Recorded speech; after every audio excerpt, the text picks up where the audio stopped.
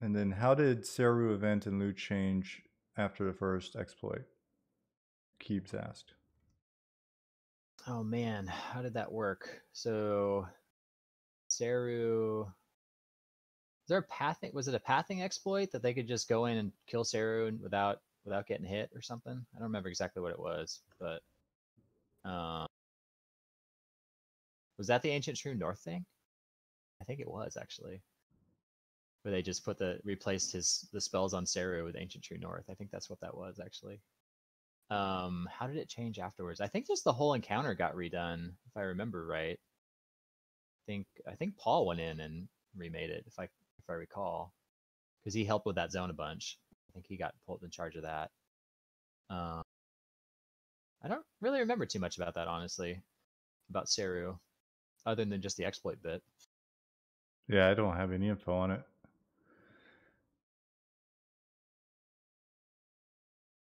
Let's see. What else we have?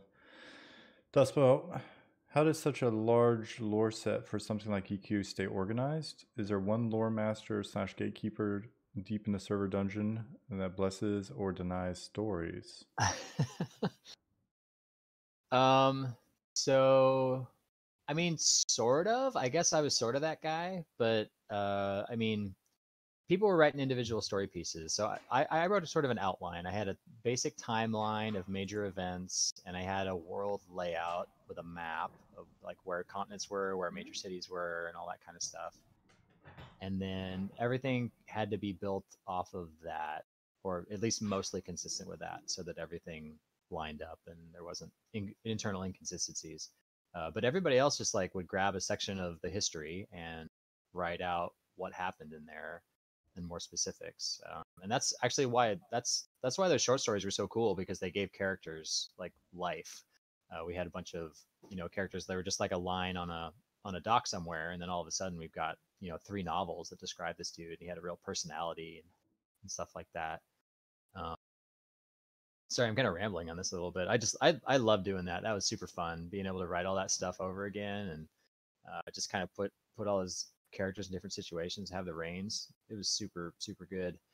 Uh, but yeah, it's mostly me doing it. In terms of like the actual organizational aspects of it, I actually wrote all the lore for the actual game. This isn't like extended story or extended world building stuff. That was just kind of a doc somewhere that had outlines and things. But the actual story for the game we wrote up as a D&D campaign that several designers on the team played through with me as DM, and that was super cool. It was super useful because we'd go through and kind of dole out the story beats and figure out which parts were confusing because they just didn't understand what I was talking about, which pieces didn't make sense because they either didn't have a piece of information I thought they were supposed to have, or I just didn't explain something well enough. So that was really nice. I found some tools online that exist exactly for that, building D&D campaigns and kind of letting dungeon masters organize their thoughts. So I just basically just wrote a couple of those up um, and organized it that way. How much time did you guys spend doing that? Like, how long was that period? Like writing the lore, or which Like, piece where of you that? guys were basically playing the campaign and going through it, and then yeah, we writing the lore as well. Yeah, we do it in sections. So I would take probably 3 weeks to a month to write a couple, shall we say, chapters, sections of the game. Mm-hmm. And then we'd spend a couple sessions going through that chunk of the game. So it was definitely iterative. We'd go through a chunk at a time, and we'd skip most of the combat. We'd usually kind of do one boss fight just to keep Mm-hmm. us actually honest in the way we were interacting with the game. Right. Because if you're just kind of talking to people, they don't, they just started kind of zone out. It's a lot more interesting if people were actually like, oh, my character might die here. I should pay attention. Um, so yeah, but we tried to shorten it up again, just like we do one combat. We'd probably spend, I don't know, like a 2 or 3 hour session going through a chapter. And I Mm-hmm. think we had 10 or 12 chapters for the original sort of main storyline sequence. Who all was there Um, during that period? Like, who are you doing that with? So this is probably people you wouldn't know, but it was Darren Mcpherson, Michael Know that Mann. I've met Darren a couple Darren? different times. Yeah. Okay, yeah. So Darren was lead designer at that point, and then Michael Mann was the combat lead. And there was really only 5 of us initially there after the last reboot for Next. So it was Michael Mann, somebody else in there too. I don't know. I'm forgetting somebody for sure. But we also had the producer in there. Like Terry Michaels came in for some of it as well when he had time. So we had even production had buy into the story. Terry started. He was a programmer initially, wasn't he? Yeah, and he is again. He's over at Amazon in Austin, I think now. So he's back to programming, I believe. But yeah, he was a producer on EQ Next there for a few years. Early on, we had a lore keeper for a brief period, and unfortunately I think she wound up getting caught in one of the rounds of layoffs. We had a lot of layoffs when we first took over the team. It was a lot going on at Sony at the time. And it was Lynn, and Lynn I think was the one that was trying to gather all of the scraps of documents and from different drives, and because it was everybody had them in folders, you know, on the network even after they left. But we didn't have like a huge just EQ Bible that we could refer to, which kind of goes to Zaid's questions. 2 questions for Raiten. Which gods created the Green Mist, and who is Carafirm's mother? So the Green Mist was Kazakh Thul, and who is Carafirm's mother? That would have been Vishen. These are softballs, man. You got to ask me something hard. But I see your questions are in Discord, if that helps. I'm going to click Discord, but I'm about 99% sure that when I click onto this, Ryan's going to disappear. So just to confirm that, I've disabled performance mode in slobs. I'm gonna click this and break everything. See, I just broke everything right there. Oh, did it break? He's back. God. Pop it out. Oh my, geez, these kids and their technology. All right, I'll open my phone. Son of a bitch. That's brilliant. I have it right here on a stand too, just for that very reason. I think I figured out what killed the stream earlier, guys. I hear Jasmine on the phone with a relative in Germany. And we don't use phone. I mean, I'm not that old, but like, so she probably opened like Messenger video or something. She's sabotaging us. She's like, damn it. All this streaming, I'll show him. All right, next question. Next question that's not in Discord because I'm not there yet. I don't see the questions, guys. Okay. All right, ask a question in chat. Confirmed. Sean is on dial-up. Dude, 2 days in a row. 2 days in a row. Zaid comes in with the flood and just smashes my dial-up. Saboteur. Probably upgraded to 56K. Dude, 128. Yeah. What programs do you use to build zones, Ryan, so that you can talk and there's no awkward silence while I try to figure out how to use Discord on a phone? What? I don't. So we had an internal tool later on that was for most of the zones. Well, at least we had a terrain editor that was for the outdoor zones. The indoor zones, that switched at some point. Early on, it was 3D Studio Max, but then later on they were using something else that I've forgotten now.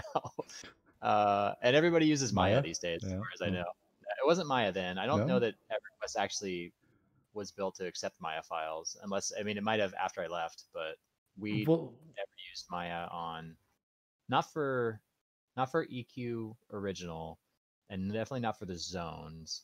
We might have used Maya for character stuff at some point, but I'm not sure about that. I don't think so, actually, because I remember it being a big deal when I went over to PlanetSide. I think, and they started either using Maya or for the next project, or we're using Maya, I thought. Yeah. Well, we definitely used it on EQ Next. That was all the modeling and stuff was done for EQ Next in Maya. Although not zones, because we were using all the voxel stuff, so that wouldn't have been zones. It would have been just character models and equipment and things like that. I have discovered the questions on Oh, Discord on my phone. Were you, so Clockwork 32 asked, were you present for Sleeper's Tomb event on Lannis server when the Sleeper was accidentally spawned by GMs? I don't. I remember a few incidents like that where people had spawned stuff. I don't remember if I was around for that specific one. I do remember I watched Ralos kill it, or did they actually kill it? They sure tried. I think they did, because they spawned it way later. Because for some reason, I'm actually surprised they didn't spawn it earlier, just because some guild didn't decide to just screw over the rest of the server by spawning it or something at some point. Yeah, I read about that. Yeah, so I think Ralos killed Carafirm, if I remember right. I don't remember the Lannis thing. There was a few different instances like that, and I don't think. I mean, I was in the GM pit for at least one or two of them, I think. Do you remember any incidents like that where stuff went south? Yeah, I remember. So I remember being in the GM pit across the cul-de-sac. So it's like, I guess when we moved to building number 2, we weren't all in that first building. CS was, I believe. And I don't think it was me, but maybe like Paul. It was somebody near me when I could have sworn the shit went down where they were killing the warders like the first time or something like that, and using the Z-axis on the bridge to kill the warders. Yeah, And then underneath the spawn points. Yeah. and then I remember like the big people coming over, and like there's lots of panic and concern. Like Jeff and all those guys had come over then, and then something was killed that shouldn't have been killed, and it triggered some stuff that shouldn't have been triggered, I believe. Mm-hmm. 20 I think years you're actually ago. right.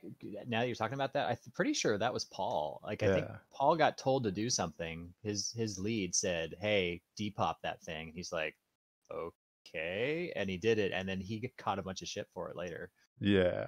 So we'll have to get Paul on here. He's popped in the chat, but get Paul on here and be like, what happened that night? Because I'm sure he remembers it for life. Is Paul in chat now? He's been in chat before, but Oh, okay. All right now. let's see. That was Conquest. Yep, Conquest. Yeah, as soon as you said Conquest, like it these weird flashes of memory. Like, all right, so got more. Guys, I'm looking at the questions here, so if I missed something else in chat, forgive me. Do you believe there will be another Ever Request MMO in the future? Rather asked. I don't know. It's really hard to say. I think whatever happens to Darkpaw is really going to dictate that. I don't really know what kind of the split off and what Daybreak does with it. I mean, I would like to think there's a game at some point. There's a lot there, I think. And again, like, I would love to see all that lore I wrote turn into something that people can experience. But what form that takes, I really have no idea. MMOs are just such a pricey proposition these days. You're talking about spending $300 million and maybe making none of it back. So Right. that's just kind of crazy, right? If you're a business guy trying to convince somebody to invest a bunch of money in it. So I think it's going to have to be some big game company is going to have to scoop it up and do something with it to realistically expect a full new EverQuest game to happen. I don't think Darkpaw is going to do it by themselves, but that's just my opinion. Like, I don't know what they're planning internally. I don't really talk to anybody still on the team too much about that stuff. At least I'm still in contact with a few of them, but I don't really talk shop that often. So Yeah, at some point we'll have to talk more. Doesn't have to be today, but like I'm having now worked at a couple of small MMO companies. One was free to play in Germany, and dude, it was just basically old school browser based stuff. That was slowly getting modernized while they switched to mobile. But then the last company I was at was again super niche, online horse adventure game for girls. Um, both of those companies did well. And the first one was, they did it through kind of the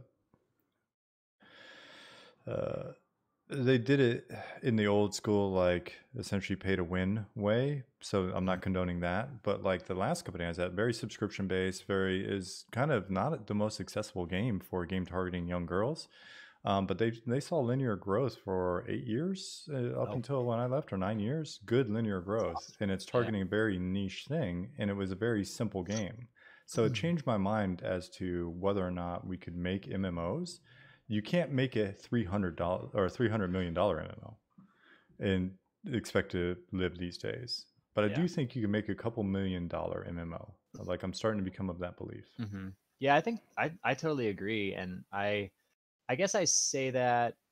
So the things I said, I was kind of assuming because I mean maybe this is a bad assumption. I don't know who asked the question, but most of the time when someone says they're going to be an EQ MMO, they have a very specific thing in their mind about, you know, content heavy, massive world, killing dragons and Yeah. stuff and looting and all that craziness, right? So I don't think that's likely to happen anytime soon. But I think the stuff you're talking about is way more interesting and way more likely to happen. Yeah, So and to Ryler's point on that, I hope big MMOs do not die. I'm not interested in browser-based or mobile styles. So browser and mobile was the previous company. I'm not really interested in it either. The reason why they were yeah. browser-based was they've been around forever.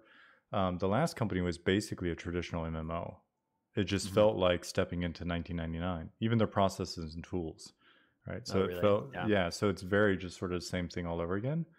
And so, but yeah, they weren't, I think EQ just closed down in my background. We'll open it Got back up. AFK'd maybe. Yeah. So as long as you're here, it's fine. I'll start it back up. Um, all right. So next question. Yeah, she did warn us. Mooney warned us. We need to wiggle our mouse every once in a while. Dustball asked, "What brand of servers and laptops do you guys use?" Disclaimer: it's my industry, so I'm interested. Oh man. So I've got. I think this is a Dell, and it's a.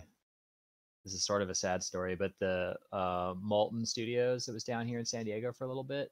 There's some old SOE guys that went over there, and a couple other companies that kind of combined to make that. They went under, and I bought one of their refurbished machines. So, uh, yeah, I don't have a laptop. Well, I have a MacBook, I guess. So that's my laptop, but it's I don't choices in the brand on that one.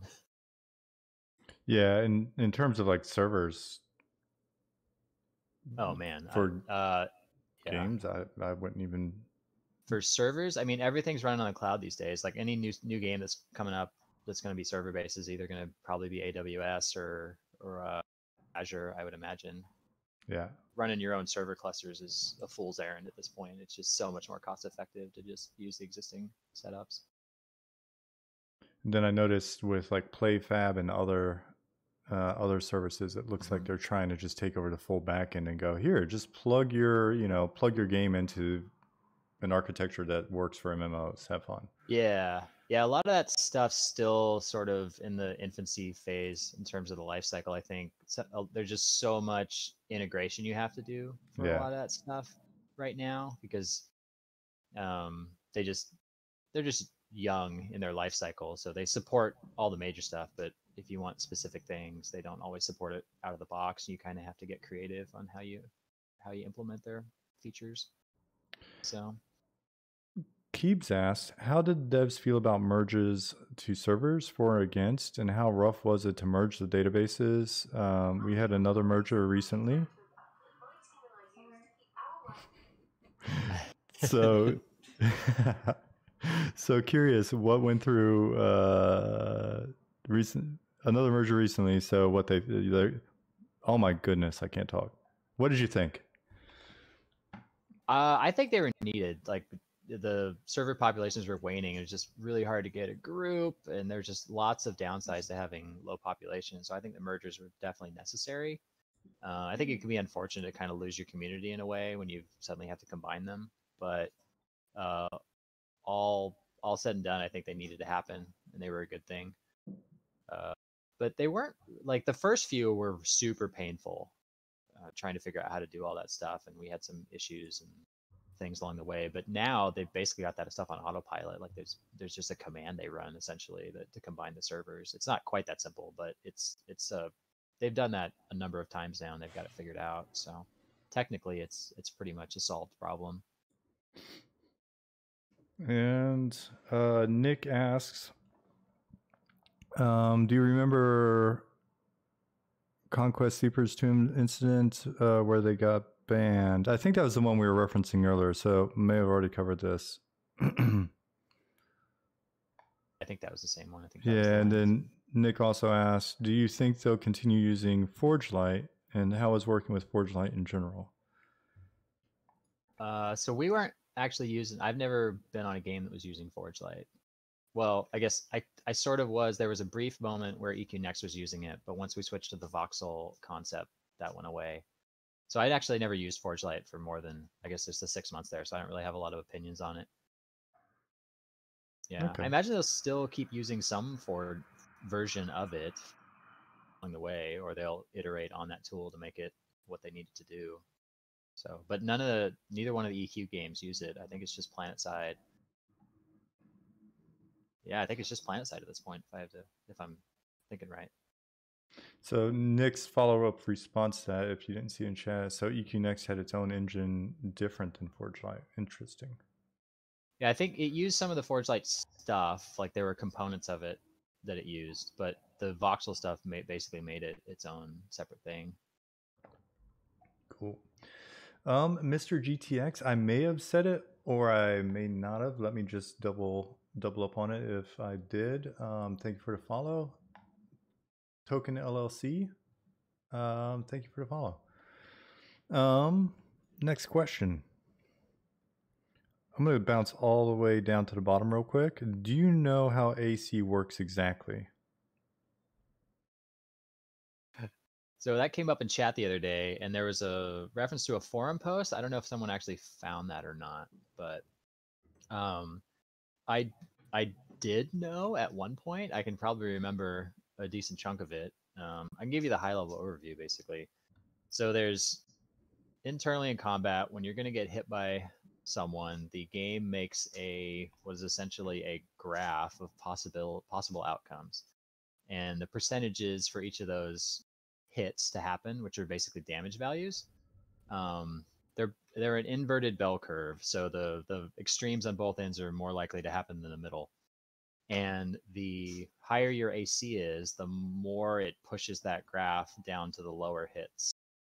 And I don't remember the exact formulas, but it's essentially the mob's attack versus your armor class, and it makes it more likely that you will get hit for the lower values. It doesn't do any sort of mitigation check per se. It doesn't modify the incoming damage directly. It just changes the frequency at which you'll get hit for those larger numbers. And that changes a lot with alternate advancement stuff. It increases the amount of armor class that gets actually added to that formula because there's soft caps that get applied depending on your level, and I think it was primarily level and class. So that's the top level. I can't like spout the formulas off the top of my head or anything like that, but that's the general case of how armor class works. I don't remember if it affects avoidance rates or not somehow, like the mischance. It might, but I don't recall exactly how that functions. Yeah, that forum post, I'm sure I remember reading the forum post that they were talking about. I don't know where it is, but it gets very detailed about how all the different alternate advancement numbers increase the values and things like that. So if you can find it, did Scornfire just post the link there? Yeah, that's the post. That'll give you everything you need to know. But yeah, I maintained the combat parser for a long time, so I was pretty well versed in all those different formulas and stuff, at least for a while. Was it you that took over spells from Lawrence when he left? Yep. Yeah, that's what I thought. Yep. Yeah, I was in charge of spells for a long time until Carricker kind of took them over. I don't remember when that change happened. Probably when I changed the lead, I imagine. So I guess probably right around Seeds of Destruction, I think Carricker took over for spells, and I started doing more managerial type stuff. Oh, I So know about that. yeah. People ask questions like, I have no idea. I didn't do anything but try to I was just keeping give people, schedules flowing. schedules and get people to cooperate and Yeah. occasionally So go, what are you thinking? Stop that. yeah, I had a little pet project during that time. So I was mostly, I couldn't schedule myself for anything critical because you just never knew when you were going to get stuck in a meeting for 3 days in a row.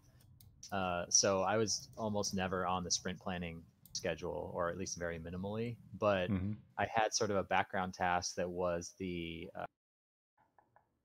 and I'm going to forget the name of them, but the monster missions that let you replay killing Nagafin and Vox and stuff as sort of the characters from that time period. So I did that as just a side project while I was doing management stuff, and I just had a little bit of time here and there. I just go back and monkey with it a little bit and set all that stuff up. Yeah, old man Mackenzie. That's right. Someone mentioned that was the quest giver up in Plane of Knowledge. So yeah, that was a fun little side project. I like doing that stuff. Well, since it's right here, I'll get to the other questions in a second. But Ryan, were you around for Project M? Yeah, we were both around for Project Yeah, M. yeah. That was so random. Someone put that in for like, oh man, that was, I guess that was the first version of that, right? Like that was Plain as a Yeah, Monster, very yeah, first version that with was the Todd. hopping fire beetles. Yeah, Yeah, could have sworn that was Todd. That was during the Wing Commander days. yeah, that was definitely that group of people, that time period. Yeah, because I also remember that's when I first really met him. I didn't know the programmers very well, but we needed something. Like we needed something fixed or changed. And I went up to him and I said, "What is your favorite beer?" And I think he said Guinness. And I was like, "I will buy you a 6-pack of Guinness and have it here for you, like when we're working tomorrow. If you can please just look at this bug and fix it." And he's He might like, be embarrassed about his favorite beer being Guinness at this point. I might be remembering it wrong. If he, I Probably, mean, not but trying to like, call him out. no, it's just that he's so into craft beer these days. Like he would probably be. This was 20 years ago.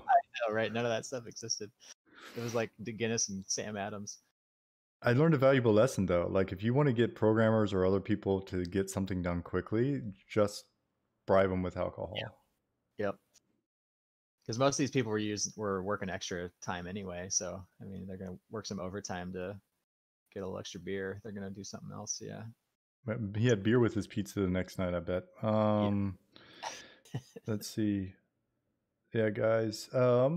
For those of you that want a quick behind the scenes update, I've put slobs into performance mode because I've noticed the bit rate was just sort of like maxing out. So I'm gonna have to hit some of you more professional streamers up at some point to figure out how to optimize this for this.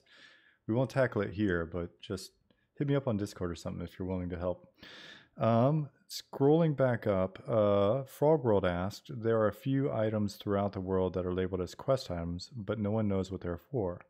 Are those quests that never got completed, or is it possible there's a quest that no one's discovered? I mean, it's definitely possible. There's stuff out there that, but so there's content out there that the game regards as a quest. Whether or not it's a thing that a player would ever actually do or be interested in is a different question. Like most of the items that got flagged as a quest item, there was a script somewhere that ran that said, "Oh, is this on a quest list anywhere?" Mm-hmm. It checked to make sure that that quest was actually on an NPC, perhaps, or ever actually got implemented fully. So it's hard to say for sure whether those things actually have something that a player could theoretically find. Um, but I honestly think most of the stuff's been discovered at this point. Like I would Yeah. be amazed if there's anything with any significance that hasn't been figured out by somebody by now. Um, so yeah, sorry to kind of burst your bubble if you were hoping there was some Secret secret quest. Fiery Avenger 2 quest out there somewhere. But I think it's pretty unlikely at this point. It's just been too long. Das about Ryan, what PC game other than EQ were you addicted to? Oh man, I play a lot of Civilization, like a lot. Civilization. Civ 4 is probably my highest played game ever. Yeah, that whole series has really sucked me in. I still play a ton of it. The other one I've been playing lately is the lead designer for Civ 4 put out a game called Old World. It's in early access on the Epic Store. Check it out. But it's very much Civ 4 style of a game. So there's my plug for my friend's game. It's pretty good. Dustbout is asking if you're currently playing Civ 4 during this interview, and if is that what you're looking over on the right? Are you?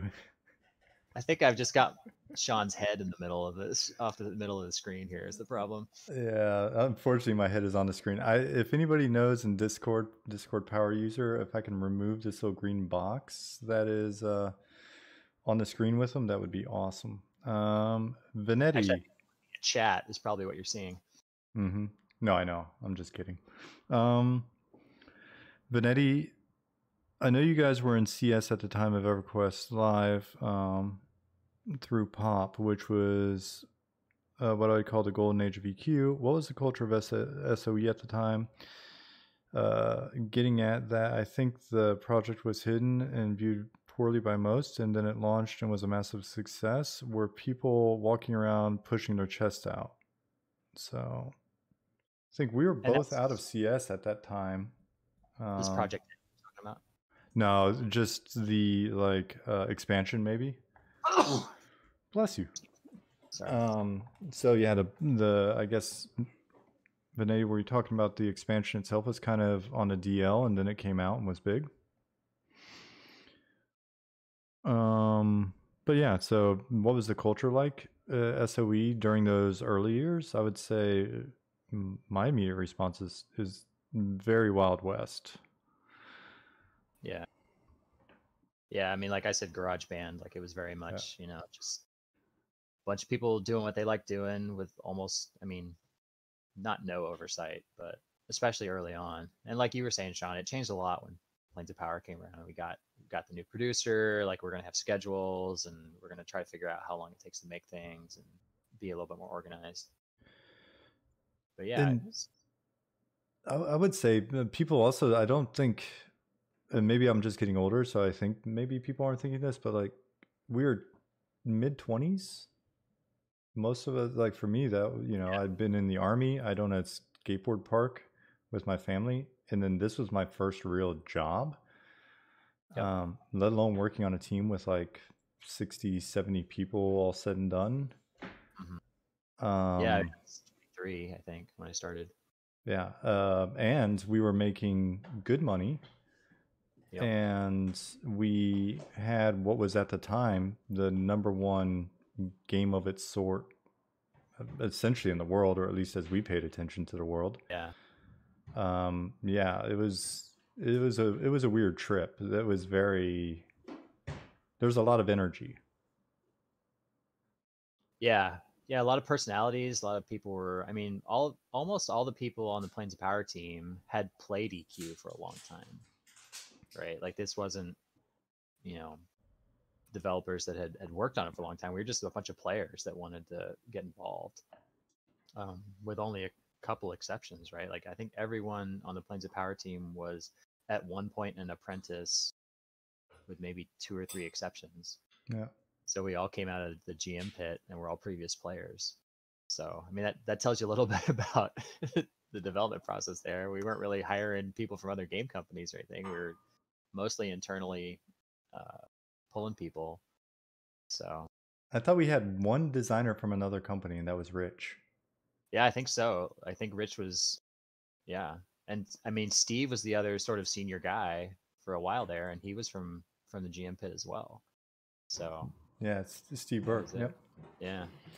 Bunny said, "I'm 23. I don't know a damn thing. It'd be wild making a big game." Yeah, it was. It was intense. Yeah. I'm 41 and I don't know a damn thing, so don't feel bad.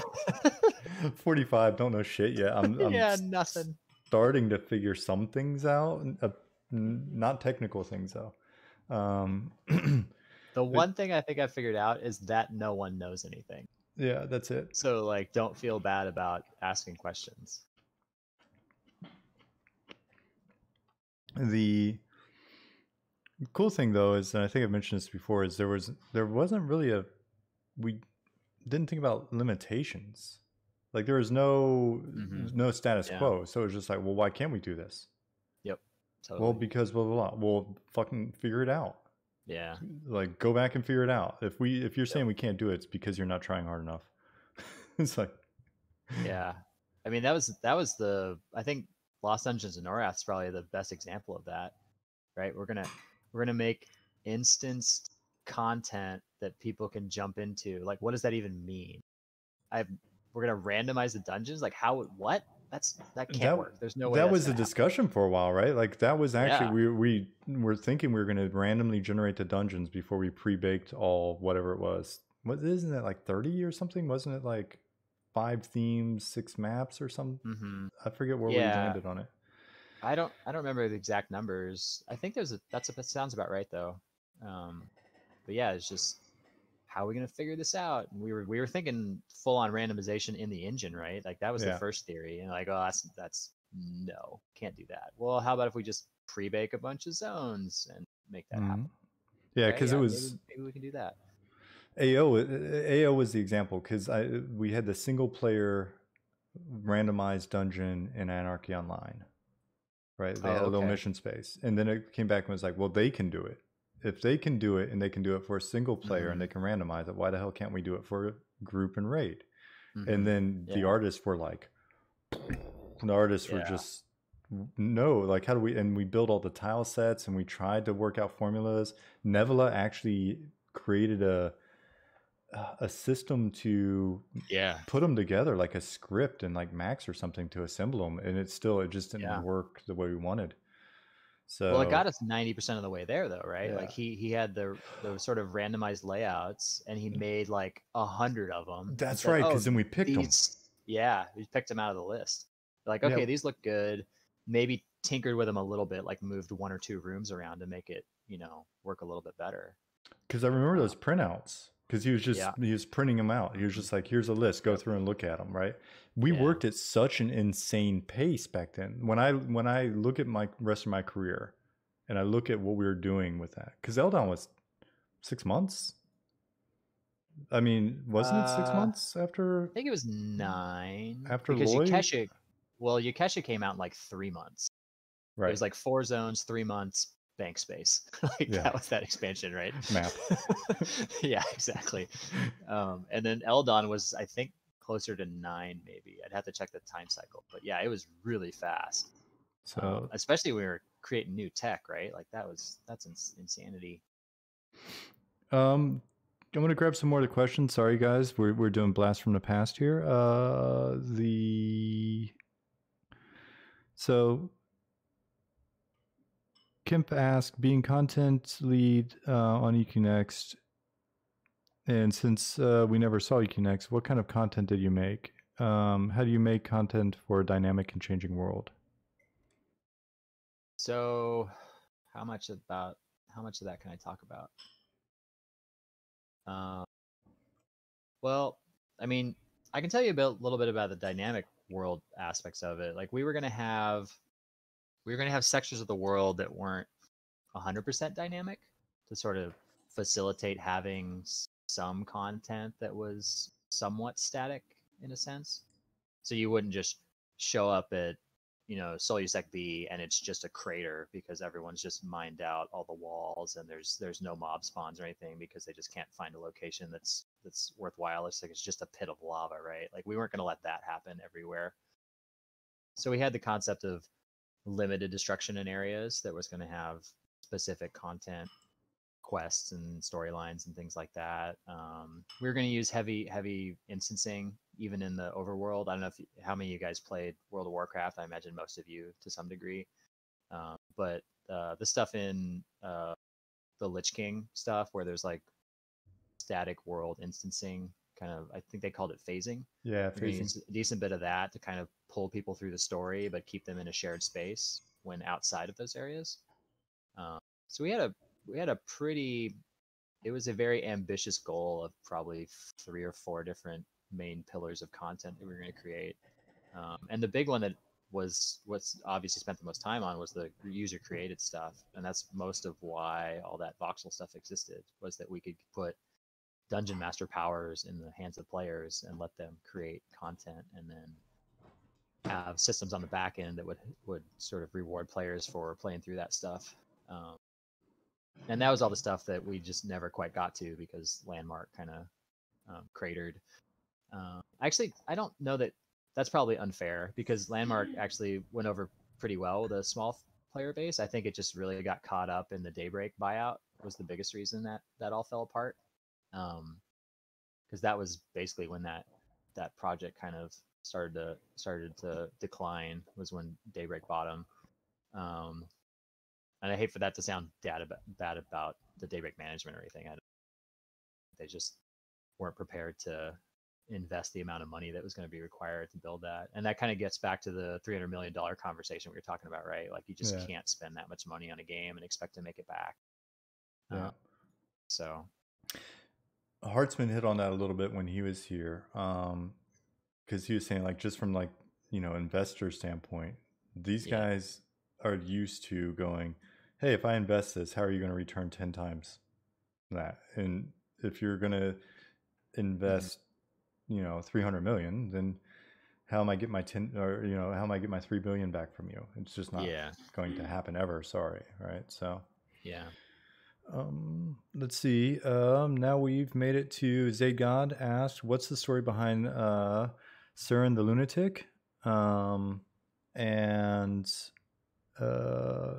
the Lunatic, the mad halfling in Plane of Sky who guides you through the plane and speaks backwards. Oh, that was pre me. That stuff was all. I was still a player when all that stuff came out, so I don't remember. I remember the designer. He wasn't there. He wasn't there when we were there as a designer. Like, I think by the time we went into apprenticeship, I don't think he was there anymore. That wasn't Fisher's character, was it? I don't think it was Fisher. Okay.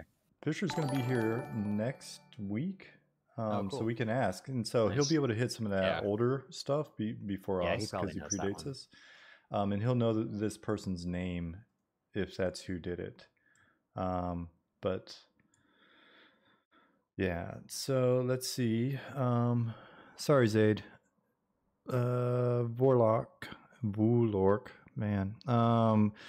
Do you know what the coded drop rate on Blood Frenzy is? 17%. 17%. Is that your final answer? That's it. 17. Carricker was looking stuff up. The guys that we had from Darkpaw on launch night for LDoN were actually looking up. Oh, were they? Yeah. Vorlork, that may not actually be true. Don't get excited.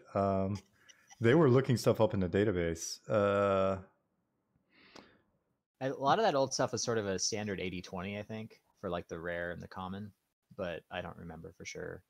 There was, again, that was Wild West stuff, right? Like the fact that the glowing black stone is an item that exists in Kinos Hills off a level of, like, what's that thing? Level 8 mob. It is like the best caster held item pre-Kunark is, you know, that's pretty nuts, right? Stuff like that was all over the place. Well, when my own story with the Senti short sword, like, that was the best weapon out of Luclin for until you got to, like, raiding stuff for a long time, which is like, oh man, I really screwed that one up, didn't I? Yeah, I mean, that's when I was thinking, I think on the original stuff, when you're thinking the game's going to have 60,000 subs and last a year and then be gone, you put in Uber stuff in random places. There's some systems that were built with that in mind. They just, like, this isn't going to last 10, let alone 5 years. Like, we don't need to worry about how this is going to extend to level 140 or whatever the heck the cap is these days. Yeah. Thus the initial combat revamp. Shooter McLoads, wonderful name. Thank you for the follow. Let's see.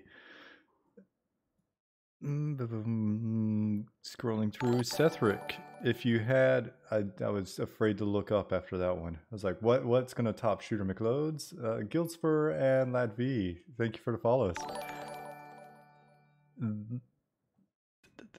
If you had to choose between Blizzard's World of Warcraft or Pantheon or Amazon's new MMO, where would you choose to work and why? Like today, like if I could pick a game today, um, If or had. I mean, like I've only ever played WoW, so I don't know too much about either one of the other games. Yeah, I think Yeah, that's a fair answer. yeah. I don't know enough about the various companies. I mean, um, I mean, I Nick worked at Amazon asked, for a time. It was cool. Like I liked working there. So yeah, what was that? I worked at Amazon for a while. I didn't work on the New Break or the sorry, not New Break, New World Mm. game, but I know some of the guys up there just from being at that studio. So seems cool. They got some interesting stuff going on. I haven't paid Pantheon too much attention. I saw a couple of their live streams. That game looks interesting too. They've got a bunch of it's very old school. Like if you're into old school EQ, that Pantheon is definitely right up your alley for sure. Yeah, which I think is why a lot of us are looking to it or looking for it. I definitely want to catch up on it. I mean, Yeah. looking just looking for something and then kind of, I guess, looking at the info they had about that is what triggered wanting to come back and look at EQ. But I've got to admit that I've really got to just go back and refresh on Pantheon. Mm-hmm. Nick asked, as members of CS, were you guys responsible for helping run any of the big lore-based GM events? Yeah, we did some of those. Um, we had, I mean, I don't know if I was involved in any of the big famous ones, but yeah, when we were in the GM pit, we'd run live quests whenever we had a chance. Yeah. Unfortunately, it wasn't frequent because we always had, you could only do that when the queue was empty, basically. So, you get the queue down to 2 or 3 guide level requests, and you're like, oh, I can run a quest right now. Mhm. Quick grab from the list. There was a list of pre-baked quests you could do, and there was like a list of commands to make them start up and which zones they need to be in and all that kind of stuff. Those are super fun. I like Yeah. those for sure. We had a list of items that you could also give away as rewards as well, right? I remember running one that was like I basically gathered up a group of players, and there were two of us GMs, and we were Bury Eye, and we like put together like a Bury Eye like unit, and we made the players Uh-huh. like they had to line up in formation and obey our commands and all sorts of stuff. Was that Frontier Mountains? Yeah, I think Yeah. so. Okay. So yeah, it was a blast being able to do it. I mean, I don't think people get how much this wasn't a job. I mean, it was a job in that it paid the bills, but dude, it was like CS was fixing people's problems Yep. and trying to make it through the day to be able to do cool shit like run those events, and also trying desperately to find a way to get on a team and then go home and play. It was all passion. And I mean, I'll be a little open kimono here about like what we were making back then. 2001, we are pulling down 23 a year doing customer service at not counting overtime. So I mean, you might have crept up to closer to 30 if you worked all the holidays and Mm-hmm. you were an apprentice or something. And then as an apprentice on the team full time, or I guess that would have been associate designer, was 33 a year. Um, Man, I don't. Looking back, I don't know how we survived on that. I mean, I guess the answer was have 4 roommates in a house. Yeah, you guys had like you had an Yeah, entire design team in one house pretty basically. much. Yeah. I had a $500 a month cash apartment in one of the sketchy blocks in North Park with, my Yeah. girlfriend worked there as well, and we ate a lot of noodles. Yep. And pizza from work. Oh yeah, and the pizza from work And sodas you could take home from work too. until they canceled that. Big Yeah. Until they chill. get.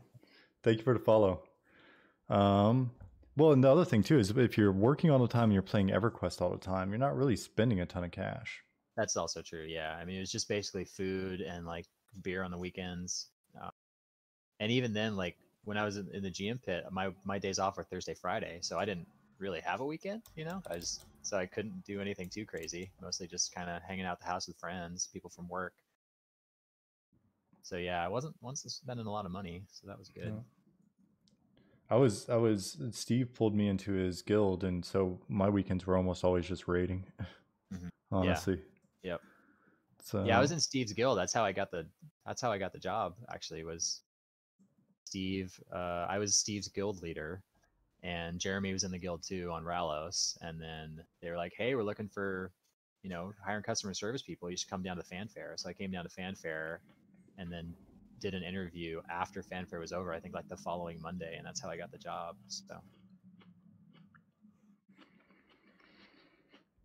So, Vlorg asked, what was the thought process on making Wizard's Nuke dropping only from Emperor Shreza and not a guaranteed drop rate? I mean, so I definitely didn't make that decision, but at that point we didn't have so focus items were just showing up. I think that was actually post Luclin launch. I think they went in as sort of an update after the fact, if I recall correctly. So we didn't really have ways for caster classes to get upgraded through raids. Like the impact of an extra 5 or 10 intelligence at some point just didn't matter. Right? It was just increasing your mana pool a little bit. And I think most of that stuff was soft capped at that point. Like you could only get 255 intelligence. So casters just didn't have a bonus. So that was the impetus to have those things on the raid bosses, was to have things that the casters would want to go get and be excited about dropping off those bosses. Because like a warrior was super stoked to get, like is it the Molten Cloak off Nagafin, right? Like you were super excited about that. Sorry, my son just came in. No worries. Okay, buddy, I'll come out and help you in a minute. Okay. Okay. I'll come out in a minute. All right. Okay, go ask mom. Sounds good. Thanks, buddy. Sorry, my 3-year-old is just asking to watch some more TV. I said yes, that's fine. Yeah, Cloak of Flame. Sorry that somebody brought that up. Molten Cloak wasn't off the bat or something. It was. But yeah, so that's why those spells were there, because we just didn't have another method to let casters be cooler after they killed some raid bosses. But once the focus effects went in, that kind of took care of that. We didn't necessarily need to do ancient spells as much, because it just was sort of a redundant thing when you've got a 45% focus item. So that was why. Cool. Keebs asks, the Serpent Spine, did you work on it? If so, how was it to create a new leveling path for EQ? What type of scope do you think it'd take to do another new leveling path, 1 through 115? I was involved to some degree. I don't remember too much about it though. I think that was actually between when I was on the team. I mean, to get a new leveling path, it's not that much work, I guess. But there's just so many existing things out there. I don't know that it's necessarily needed. The existing team might have different opinions on that, right? But I don't know. I think you'd probably take like maybe a good solid 3 months of a couple designers' time, not counting artists creating all the art and everything else. So that's just me ballparking. I don't know what their pipelines are like these days. Right on. The observation in chat is, it sounds like someone was told they do not get to watch TV. Oh, can you guys hear that? Great. I don't know, my wife no said worries. something, I guess. Let's see. Toxic. All right, Toxic. How was it? How is? Let me restructure this. Sorry, buddy. Hold on a second. I gotta. Yeah, no worries. We'll take a little intermission. All right, quick. Everybody, look and see if you can identify anything cool in the room that's secret.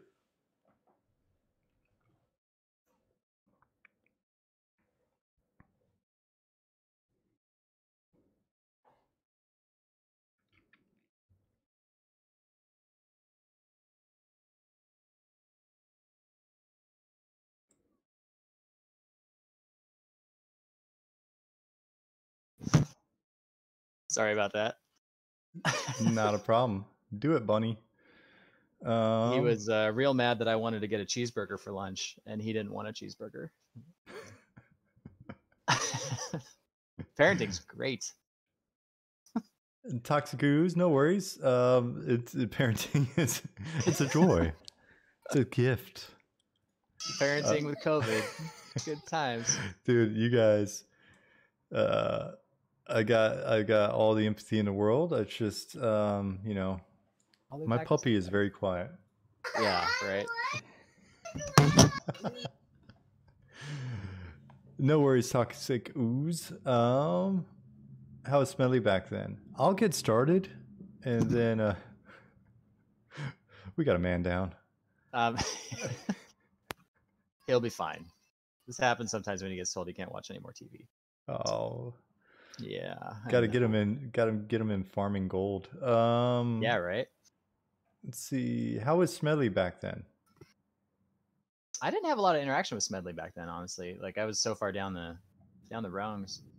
I mean, I occasionally talked to John, but I didn't really. I mean, I talked to him way more at Pixel Mage because there were only like 10 or 12 people on the team. Like we'd interact every single day, talking about stuff. How he was back then, I don't really know. You know, I'd run into him every once in a while in the parking lot, kind of say hi, fanfares and stuff. Occasionally have a conversation with him. But generally, it's just like parking lot meetings where he was telling us all the updates on the company and stuff was most of my interactions with him.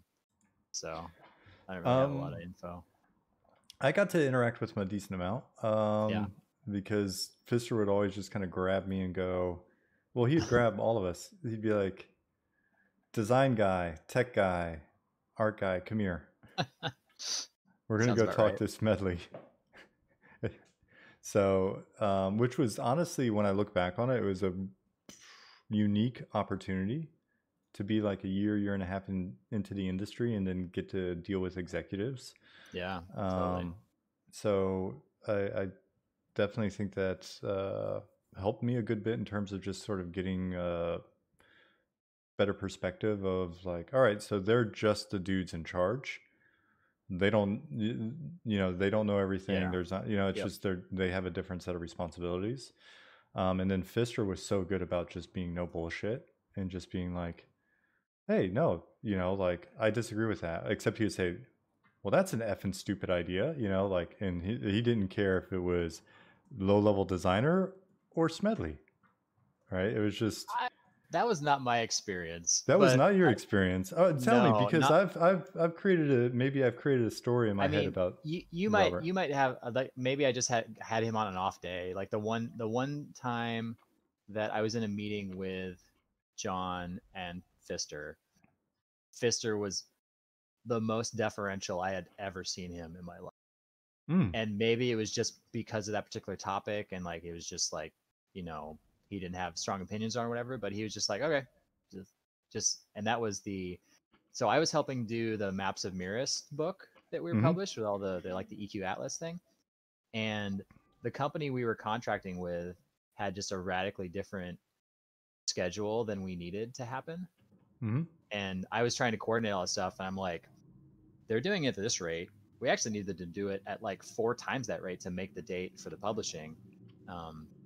So I that was the one time I was in a meeting with both of those guys, and yeah, it was just very matter of fact, like, okay, what's the deal? What do we need to make happen? Very like, this is what we need to do, figure it out. And I was just in there to be like, no, we just can't do it at this rate. It's just not going to happen.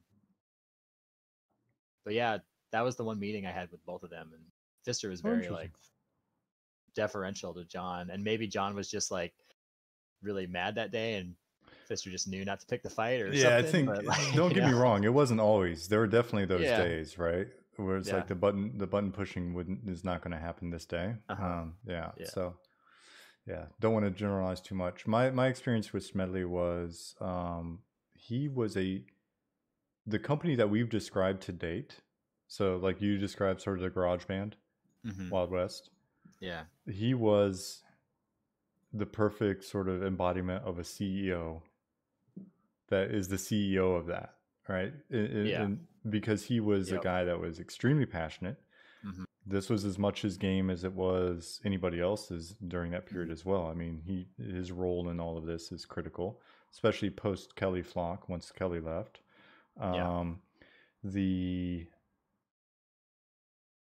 The closeness I think he had with the project because of that, right? Like the low level details and the relationship he had with Brad. Yep. And all of those things made it to where he was very much a CEO that would step all the way down and ask a question about a specific thing. And he also is a gamer. The dude's a legit gamer. I mean, plays a ton of games. Yeah, I told the story before, so maybe I'm being repetitive, but like I waited on the Xbox, was it Xbox 360 all night, like at Target or something, and got in, like, you know, just in line and waited. As I was walking out with my Xbox, having like stayed out there all night, Smed was walking by towards the area that they were guiding us to, you know, because they opened that section early. He was on the way in, right? I was just like, couldn't you have someone just come pick this up for you, John? I mean, yeah, you could pay someone to do this, but I think he was just into the spirit of it, right? Yeah. Yeah, he plays a ton of games. That's it. Pixel Mage for sure. Yeah. I think the challenge I had was at that age, it was like, how dare you tell me what to do? Like, we're on the team. You don't know, you know, like, it was like, I don't give a shit. Like, so. Let's see. Daspout asks, can you describe this GM pit? Did they throw croutons in a room with no windows? I mean, it was basically your standard cubicle farm. Like it was computers and people would sit at them and just, you know, back to back more or less. It wasn't that crowded by today's standards, but at the time it felt pretty crowded. Although I guess I didn't really know it any different, so it felt normal part. But yeah, it's just a bunch of individual workstations sitting at a table. There's like 3 rows of people. So 3 rows, 2 people on either side. So there's probably like maybe 30 people in that room at any given moment. The lead would sit on the end of the row. He was kind of the I guess the sergeant. I'm not sure what the correct military equivalent is, but he'd be in charge of like 5 or 6 people. And yeah, we just sit there and answer petitions all day and joke at each other when some player would do something silly. Or like really get mad. That was usually the other thing that we'd usually kind of joke about, was when some player got really mad that we banned them for duping items or having Hitler in their name or whatever, that kind of thing. So yeah, how dare you ban me for shouting racial slurs in a zone of 400 people? Yep, that was a common one. I think my favorite story like that was the one that you this was you, Sean, and you took some Ixar. I was just picturing him into the QCat box, and he said he didn't have to answer to you because he answered to Jesus. Yes. Thank you. I was trying to remember what the actual punchline to that was forever, like for weeks now. I just remember this Ixar monk running around just spewing the most vile stuff. Yeah. And me like silencing him, summoning him to the QCat box, and he just stood there and looked at me like defiantly. The best part of that process is when you'd bind them also, and they would try to gate away, and they would just pop the side of the box. And everything's insane now. It's like, dude, you're not going anywhere. We have you in this box. Do you have any last words for your account? Because it's going away. Oh, that was so good. You can't ban me. You like just dying laughing, like physically like falling over and like rolling out of your chair a little bit. You said that. I loved it, dude. Those moments where it was like just stuff like that, because, you know, a lot of times I lost my item, blah, blah, blah, item, blah, you know, and especially if it's younger, like all my items disappeared. I think I have a bug. Little Timmy, do you know Fred by any chance? Why? Has all your stuff. I'm just asking if you know Fred. I'm logging out to kill Fred now. I didn't give you that information. Shit, I think we can get sued. Yeah, so when those moments like with the XR happen, it's definitely makes a day worthwhile. Vanetti, going along with the favorite line of questions, what was each of your favorite zone to design or be involved in the design of?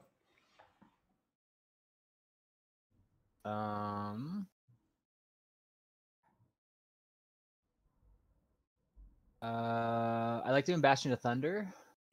That was a good one. I like that one quite a bit. Again, that was like an early one. And I did Planet Tactics too. So that was a fun one because I redid that raid. I redid the Ralisek raid the week before launch because I didn't like it. It's like I didn't like the version we had, so I just like powered through it, did like a 100-hour week and something, and redid the whole thing. So that was crazy. The other one that stands out is probably the Glooming Deep Dungeon. So the Glooming Deep Dungeon is the new tutorial, and that's not available on LDoN because it's way overpowered for Classic. But so one of my best friends actually ran a D&D campaign that zone was based off of, that we ran through just as players. Like we were just playing at home, and he went and took that first level that we did as new players and turned it into an EQ tutorial. And I helped implement a decent chunk of that too. So that one probably stands out just because it was so personal for me, having played through it as a player and being involved in all that stuff. Other ones, there's just so many of them kind of bleed together. Honestly, I liked a lot of any of the Ixar stuff I did. Like I did a decent chunk of stuff in Howling Stones as sort of a revamp. There was part of and I know you were involved in the Green Mist sword quest, Sean. Like you did the last 3 steps of that, I think, or something. Yeah, as soon as you started down that path, it's insane how much stuff I've forgotten, and I feel really bad about it.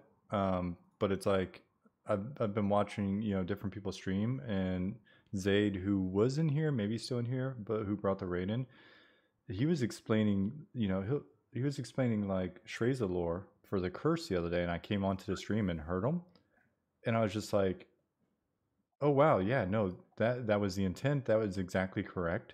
I just forgot all about it. So yeah, I did grab the green mist and try to wrap that stuff up. I just don't remember it. Mm-hmm. Yeah, I think you did like the last 3 steps of that quest because it was like a 10-step. All the Ixars had those scaling item quests, and I ended up doing the end of the shaman one, like the last 3 steps of that. And sort of the final fight was raising Veneral Sather's spirit over in Howling Stones after you picked up a bunch of quests and stuff, and then I think you resurrected him and Ryle, or at least their spirits, and they fought it out, and then you had to fight off the ads and then kill Veneral at the end of it to kind of free his spirit. So that one sticks out a lot. I just really liked all that lore. That was the sort of sweet spot for me as a player for lore, was Kunark and some of Velious. And then I kind of lost track of it after that because I was on the team and I was more working, not so much playing anymore. So all that stuff is that's EQ for me, honestly, is when I was as a player anyway. That year. Yeah, and it was interesting because not everything was in one place for us to check it out. Like when we went to finish a quest series like that, we would spend like hours and days going through the forums, searching for every bit of info, reading every bit of quest info on the stuff, looking at people's base for just random like 3-letter acronyms that people used for the quest pieces. Yeah. So we would do a ton of research to try to make it as true to the original intent, or to at least have it complete in a way that would honor what we thought, it meant. And again, that's why it's mind blowing now to like have people that have been playing for 20 years. They know every bit of lore. I feel so bad when I'm like going through the game or I'm watching someone stream and they're like, say they're going through all of it. I'm like, I should know this, right? It was a huge part of my life. It's just, it's just so much of it, right? Like if you didn't work on a particular zone, you maybe read the design doc for that zone when it went to the designer email list, right? And then that's probably the last time you touched it, if you weren't involved in the actual creation of it. So it's not surprising that most of us know way less than players, just because they've experienced it in a much more intimate way in a lot of ways than any of us did. Absolutely. Zone. So That was often the case, despite how much we were. I mean, yeah. it's one thing to. It's just you can't compete with someone that's actually in there like 12 hours a day. You know, like yeah. the response earlier.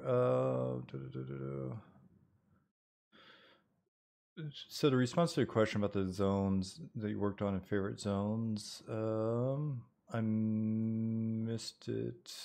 Sorry about that, but I think the response was that they really liked the zone.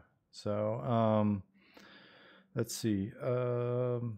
Somebody asked about the QCat box. I just want to, since we were talking about that for a Yeah, second. I've got it on the list here, so it's bottom Oh, one. okay, Let's cool. hop on it. Rylar asked, QCat box, please describe it. So the QCat box was a box that all the GMs knew the coordinates of that they could teleport to. That was just four walls, ceiling, floor, white textures most of the time. Well, the QCat one was specifically just white textures, and you would summon a player in there if you needed to reprimand him for something. So it was just a tiny little box, and it was just you and the GM in there. It was like getting sent to the principal's office, essentially. Yeah, I That mean, was it. Yeah. we had Not a all lot of to them, it. you know, all of the keys basically ready to go. It's just like boom, summon, mute, freeze, Yeah. everything, Bind. Yeah. binds, other tools that I don't know have ever been disclosed, so I won't mention them. But Yeah. at that point, we were gathering info. Yep. I think Despot said that he got banned once, and it's up there, and he was taken to the prison zone. Yeah, some of them mentioned the cat rooms too. There were other ones that had cats on the inside of them, and the cats are Big Tiger, which was one of the artist's cats. So somebody took a picture of their cat and put it in there. The cat room, like the cat room of the fallen. Yeah, there There are are several. several. Yeah, I think there's one in Great Divide too. I heard somebody land in one the other day when I was running through Dagnors, I think. It They're sounds like, right. Yeah. I'm in a box. I'm like, okay. Yeah, Congrats. I think some of them were at the safe point. I think they were like 000 because the artists that were tinkering with the zones when they were building them needed a space that would like so they wouldn't fall through the world when they spawned into them in the editor. I think was Hmm. what a lot of that stuff was for. That's right. Yeah, Yeah. something like that. Yeah, it's especially the original editor, which was very weird. Yeah. I want to track down someone like Kelsey or Vu or somebody from back then that I still see on like LinkedIn. Because if I remember the editor correctly, it was a weird, almost like it was almost like you had a consistent line that you had to keep, or some there was some weird process that you had to take where it wasn't just like using Unreal or something, right? It wasn't an subtractive additive. I mean, I tinkered with the terrain tool that happened way later, but I don't remember any of that stuff Yeah. for tools. Daswell asked, what was your Ralos guild and PC name before working on EverQuest? Disclaimer, old day one Ralos player here. Oh man, so I was the guild leader for Everswarm, which was one of the sort of second tier guilds. But we raided with a lot of the other groups, so I was And using Ramza at that point. you said, so was Steve Burke that was in your guild? Okay. And Jeremy then too. because then I think he was also copied to the Bluebee server that we raided on as well. I think that was like when he was a GM, they copied your character off the. I think because he GM'd Ralos for a while when he moved because you couldn't have a character on the server you were GMing on, just conflict of Yeah. interest thing. So that's when he Especially moved. Ralos. Yeah. Oh yeah. Yeah. For sure. Any of the Zeks were, yeah, kind of a minefield that way. I didn't want to do PvP stuff at all because, for exactly that reason, I just didn't want to be involved. But they're like, "Well, you've got PvP experience. You know how this works." I'm like, okay. Yeah, because it was so discretionary. They're like, you need to understand PvP in order to make the calls. And then I didn't have PvP experience, but when I was on Talon, I I don't loved think it. very many of the GMs did. Like Yeah. there was very few that did. So I that was was my probably the usual most. self. I just said, figure it out. Like when people are like, "Oh, he's training me," I'm like, well, but can you kill him? I mean, he's on the other team, right? Yeah. What's your That was problem? most of the answers. Yeah, yeah. I think especially on Rallis because there wasn't even teams. Like you just could kill anybody. But that was probably my most awkward GM moment was when I think it was like on 4th of July or something. So it was just skeleton crew, right? It was just like maybe eight or 10 of us in the pit that day. And something was going down on Rallos, and I was the only guy in the room who knew anything about PvP. And Zach Carlson was like, "Get in there." I'm like, "Dude, that's my server. This is like I know all these people. It was like my guild and another guild going at it over I don't know, a Sebelis spawn or something." Um, oh man, I was just like racked with anxiety about how this was going to turn out. So conflicted. I mean, just like I didn't want to appear favorites. I didn't want to screw my friends. I didn't want to like, just so many mixed emotions of like, how do I handle this? I think it worked out okay. I was mostly just worried I was going to do something dumb and get fired. Like that was my biggest fear. That Um, was the person. That was the fear during that period. oh yeah, for sure. Like, not to make Because it they sound did too cycle. bad. Well, I mean, they cycled through GMs all the time because people came in and did really dumb stuff. Yeah. And I mean, if you were good intention, like most of the time they'd be cool with it. Even if you kind of screwed up. But there were definitely people that like came in and created themselves some backpacks and just like handed themselves a bunch of loot, and thinking people wouldn't know. But you know, Yeah. it's probably good that I was scared, but also probably not really. I definitely didn't need to be that scared about it. Yeah. It was weird though because uh, I did. I mean, I was there when one person was just fired on the spot, and I had moved to California to get a job Oh at the man. company, right? Like I wanted to get on the team, and Scotto just lit someone up, and it was like, okay, you're fired. And I was like, okay, that cannot happen to me, dude. Like this is my big Yeah. chance. So, but yeah, we were good. That's why we made it. Yeah, it was weird though. That stress is real, especially when you've got other things going on. I'm not going to mention the individual's name, but there was a very long-lasting, like one of the first GMs played on Talon, Oh, that was and awkward too. Yeah, the opposite. Yeah. yeah, and then Yeah. and played at work. No names, Oh, but there's the had an developers office. too sometimes. Yeah, and then that Nagafin, I think it was the first Nagi kill. They basically got bum rushed at the tail end of the kill, and they thought they had the zone to themselves. Got ganked, and then Nagy got ganked from them. And so I might be making the story up, but I'm pretty sure it's true. And then Probably Ragefire. that individual,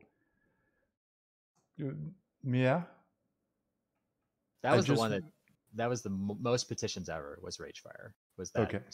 stupid cleric quest mob in Nagafin's chambers. Maybe that was it. I just remember that when the kill happened, this guy ran out of his office and was like, Oh, really? it was Oh like, man. did you see that bullshit? Did you see that? Are you going to do something about You're that? I'm all like, you got killed, dude. You got killed. You should have covered your six, buddy. sorry. Yep. Like, they were there first. You guys ganked them. You didn't clear the rest of the dungeon. You left just enough people there to off your clerics while you were Yeah. engaged. I think it was. I think it. I could have sworn it was Nagy just because of the positioning. I remember the positioning Might have because it was been. like Yeah. your clerics are down, and then your tanks are down, and then you guys are down. So it was something like that. I just remember kind of Yeah. going, Sorry. it's a PvP server, right? Yeah. So, Yeah, totally. All right, so um, I've got about maybe another 15 minutes, just okay. FYI. Yeah, I need to do. I need to do a better job of also like verifying the amount of time you guys have when you come That's in. I okay. have a note for that, but cool. I So took today let's. off. Just my kids getting hungry, so Oh, he'll find something to eat. yeah, I'll be fine. Let's see. Let me knock out the rest of these that are on here then. Okay, yeah, let's Uh, hit a few. So, question: did you guys play WoW, and if so, did you enjoy it? I'll go real quick. Played it. I enjoyed it. It was pretty, fairly polished. But it just felt like I didn't really get into it as much. I played a ton of it. I played it all the way through. I like raided all the way through Lich King.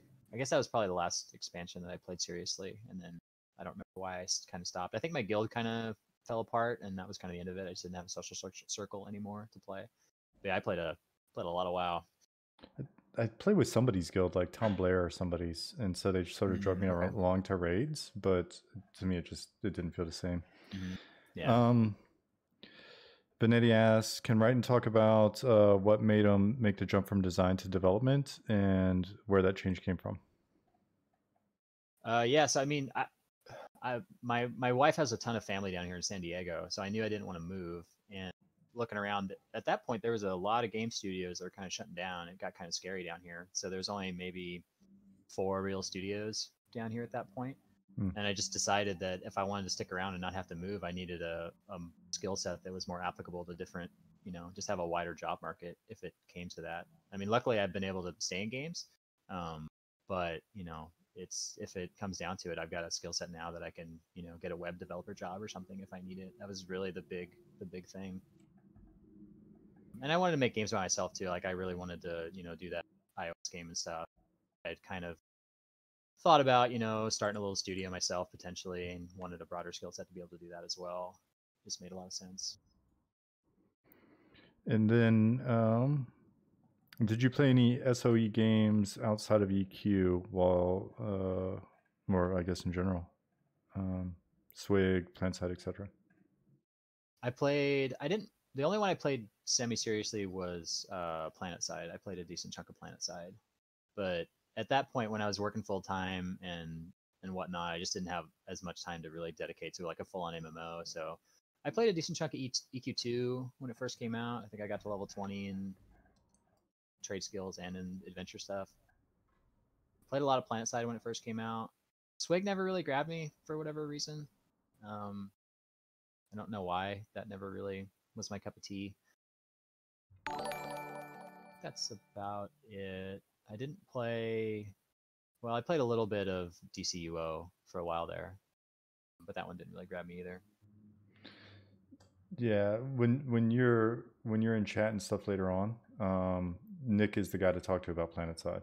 So Oh yeah, yeah, PlanetSide was fun. PlanetSide was really fun. Me and my roommate would run around in the what was the Vanu tank, the floaty tank. We just wrecked people in that thing. So fun. Toxic Goose, thank you for the follow. Cool. Let's see. This one you can help me with. Did you work on EQOA for the PS2? No. No Pull 189 asked. Do you know who did? Because I'm going to track some of them down because there's a lot of questions that come up here. I mean, Tom Wells is the one that I know for sure, and then Lawrence did also. Those are the only 2 I know for sure that, because that was like a closed box. Remember, that was like a secret corner of the office that had separate keys, and you couldn't even go in to visit people and stuff. So PS2. I actually don't know. I think Todd might have worked on it too. Come to think of it, maybe. Ping them and see. I'd love to get them in here. So yeah.